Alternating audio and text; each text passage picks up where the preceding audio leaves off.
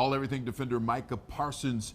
He was really critical of this team's effort after the game, and he's doubled down this week, saying it's tough when you don't feel like everyone's giving the same type of effort as he is. Listen, he might have a good point, Ed, but should he have made it publicly?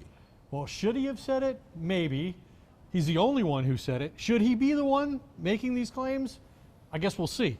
I think the interesting thing is, if you remember, back to training camp, Micah Parsons talked about, getting with Tom Brady in the offseason and Richard Sherman, guys who have won Super Bowls and led locker rooms, and talked about how can he be more of a leader, how can he have greater influence on teammates. And so this, I think, is the product of that. Now, is this going to have the desired effect? Is it the same as if somebody like DeMarcus Lawrence had said that? Has Micah earned the right within the locker room?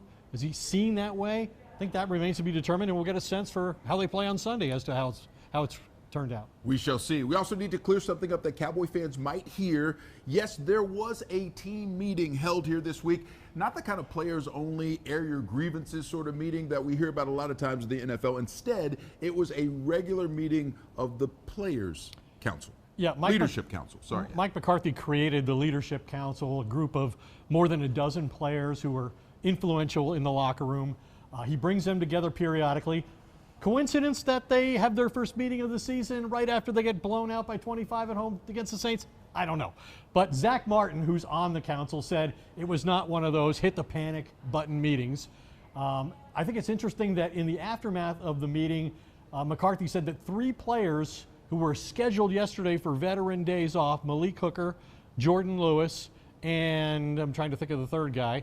Anyway, they all were decided that, it was Eric Kendricks. They all decided that they wanted to practice. And when I asked Jordan Lewis why that was, he said, first of all, there's some things I wanted to work on personally in the defense. And secondly, I can't be talking to other people about leadership if I'm not out there the next time we practice. Yeah, that's great leadership. Last thing, the Cowboys defensive tackles.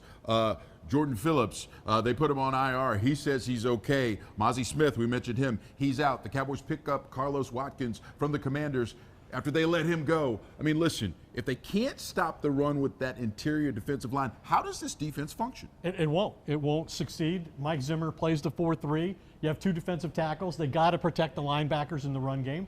The Saints had 190 yards rushing. 134 of it was before first contact. And if you look at the numbers, Joe, it's not like they're being double teamed. They're being double teamed at some of the lowest rates in the league, and still they're among the least effective defensive tackle group in football. Getting blown off the ball, and if that continues, this thing could get really ugly, especially with the Ravens, who run the ball more than any other team in the NFL, coming to town on Sunday. All right, great stuff as always from Ed Werder. I'll have plenty more coming your way at 6. Dia, back to you.